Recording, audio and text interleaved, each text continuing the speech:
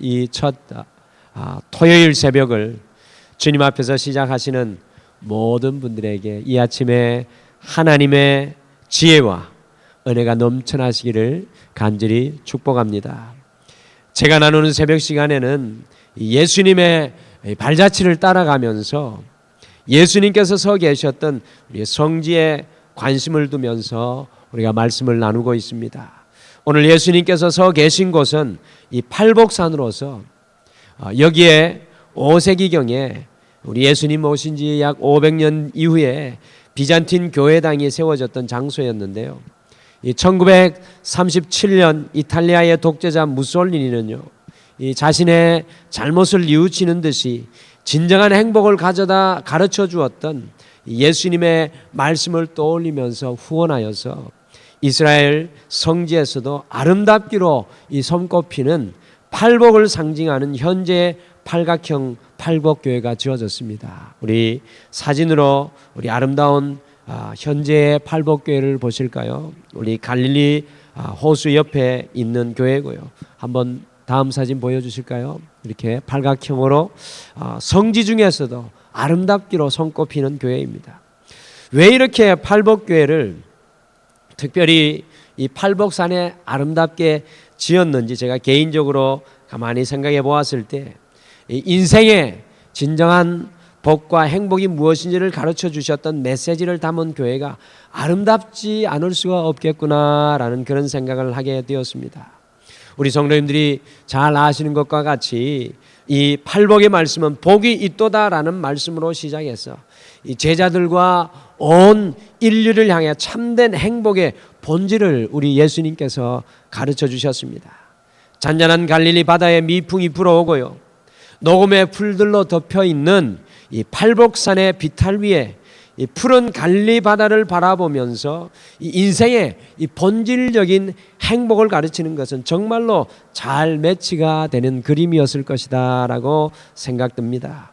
사랑하는 성도 여러분, 우리가 2020년을 시작하는 이 토요일 새벽에 우리가 묵상해 보아야 할 건 역시 예수님께서 말씀하시는 진정한 행복이 무엇인가입니다. 그래서 오늘 말씀의 제목이 팔복산에서 선포된 참된 행복입니다. 이 팔복산에서 선포된 참된 행복. 그래서 예수님께서 가르치시는 참된 행복은 어디에 있을 것인가, 어디에 있는가라는 질문으로 오늘 이 첫 새벽을 깨웁니다. 첫째, 예수님께서는 이 참된 행복은 우리 마음 상태에 달려 있다고 교훈하십니다. 참된 행복은 우리의 마음 상태에 달려있다. 오늘 주님 말씀하십니다. 마태복음 5장 3절에 심령이 가난한 자는 복이 있나니 라는 이 팔복의 첫 번째 복이 선포되고 있습니다. 그런데 이 첫 번째 복의 핵심이 바로 심령의 상태, 곧 마음에 초점을 맞추는 것입니다. 단지 첫 번째 복만 마음의 상태에 초점을 맞추지 않고요, 이 두 번째 복인 애통함도 마음의 상태이고, 세 번째 복인 온유함도 마음의 상태이며, 넷째 복인 의에 줄이고 목마름도 마음의 상태이고, 다섯째 긍휼히 여김도 마음의 상태, 여섯째도 마음이 청결한 자는 복이 있나이라고 예수님께서 선포하고 있습니다. 이처럼 행복은요, 이 외적인 상태 곧 환경에 의존하는 것이 아니라 마음 다스림에 의존한 것이라는 놀라운 사실을 주님께서 이야기합니다. 많은 사람들이 조금 더 돈을 벌면, 조금 더 큰 집을 갖게 되고, 조금 더 출세하고 성공하면 행복해질 것이라는 바람 속에 하루하루 살아갑니다. 그러나 예수님께서는 참된 행복은 마음에 있는 것이지 이 외적 환경에 있는 것이 아님을 우리 모두에게 거듭 강조하고 계십니다. 아름다운 글을 쓰는 우리 크리스찬 작가 이철환의 공보방이라는 책을 보면요, 행복한 하루라는 글이 있습니다.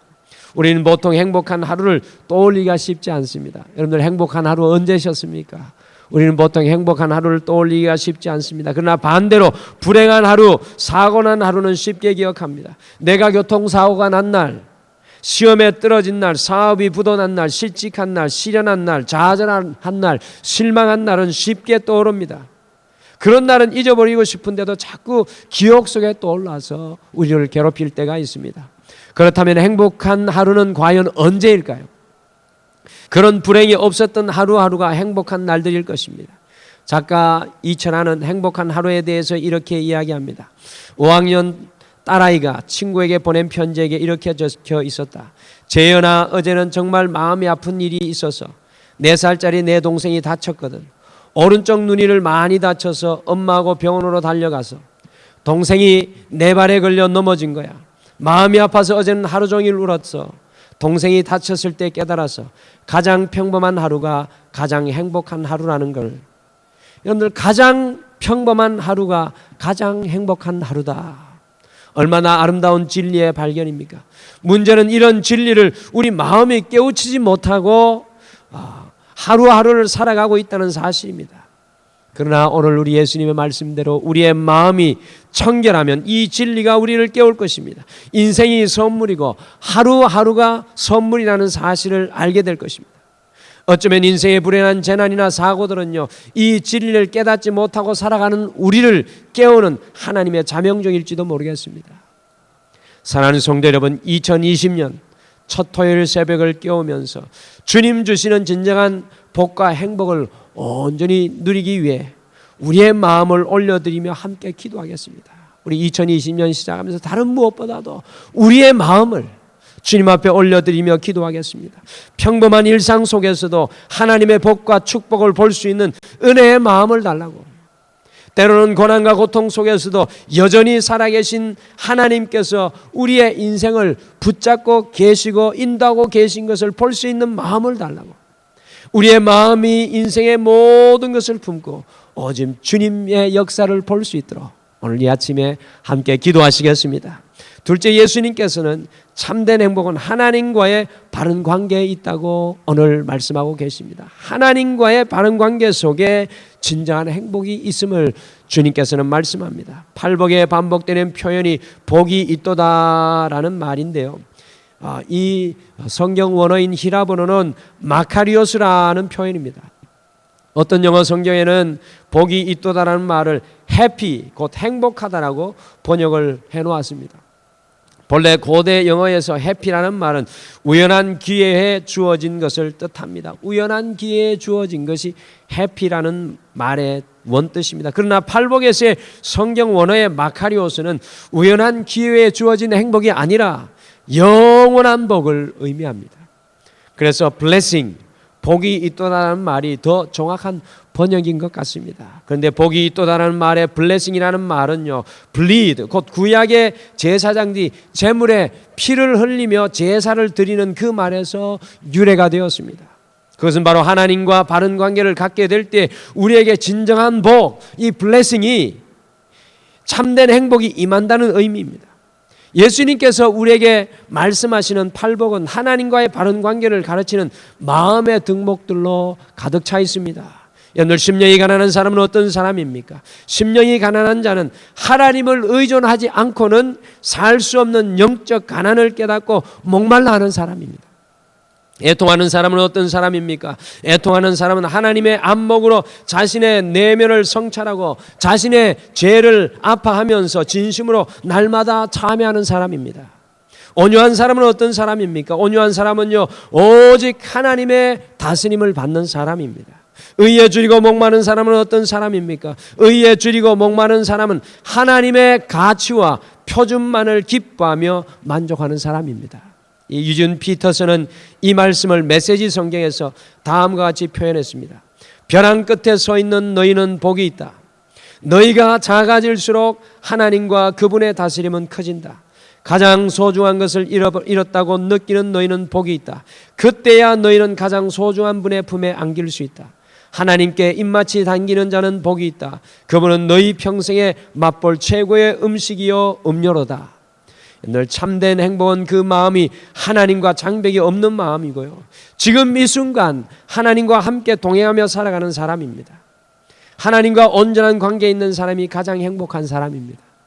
사랑하는 성도 여러분, 2020년 이 첫 새벽 하나님과 우리와 막힌 모든 영적인 벽이 허물어지도록 오늘 이 아침에 함께 기도하시겠습니다. 마지막으로 예수님께서는 이 참된 행복은 이웃과의 바른 관계에 있다고 교훈하십니다. 예수님께서 7절에서 5번째 복으로 이웃을 긍휼히 여기는 자가 되라고 가르치시고요. 9절에서는 화평케 하는 자가 되라고 가르치고 있습니다. 이 대목을 유진 피터스는 다시 메시지 성경에서 이렇게 표현하였습니다. 남을 돌보는 너희는 복이 있다. 그렇게 정성 들여 돌보는 순간에 너희도 돌봄을 받는다. 경쟁하거나 다투는 대신 협력하는 모습을 보여주는 너희는 복이 있다. 그때 너희는 자신이 누구이며 하나님 집에서 자신의 자리가 어디인지 알게 된다. 예수님께서 진정한 행복은 자신의 이기적 목적만 추구하는 것이 아니라 이웃과 더불어 사는 삶, 한 걸음 더 나아가서 이웃을 섬김에 있음을 교훈하시고 있습니다. 여러분들, 유대인의 철학자 마틴 부버는 이와 같이 이웃과 바른 관계를 가지는 삶을 나와 그것이 아닌 나와 너의 관계라고 말하고 있습니다. 진정한 인격적 교감으로 이웃을 배려하는 삶 속에 참된 행복이 있다는 그런 말이 되겠습니다. 그래서 청교도들은요, 하루가 행복하려면 이발을 하라, 한 주가 행복하려면 여행을 하라, 한 해가 행복하려면 결혼을 하라, 한 달이 행복하려면 새 집으로 이사하라. 그러나 일생이 행복하려면 이웃을 섬기라는 말을 남겼습니다. 우리 예수님은 온 인류를 섬기고자 이 자신의 목숨을 버리신 분이시지만 그것으로 인류를 행복하게 하고 마지막에 다 이루었다고 고백하였습니다. 이런 예수님이야말로 진정한 행복한 인생을 사신 분이 아닐까요?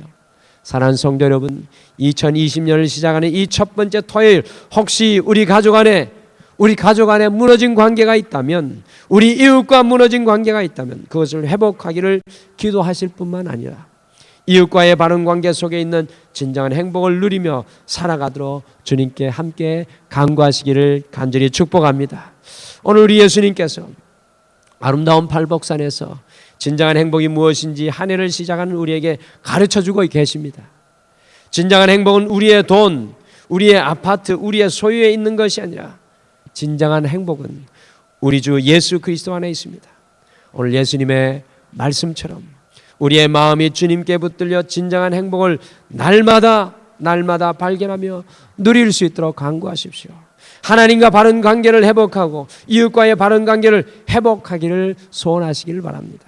하나님께서 우리에게 주신 행복은 어제도 아니고요, 내일도 아니라 오늘 주님과 동행하시는 바로 이 날이 행복한 날이 될 줄 믿습니다. 우리 다 같이 기도하시겠습니다.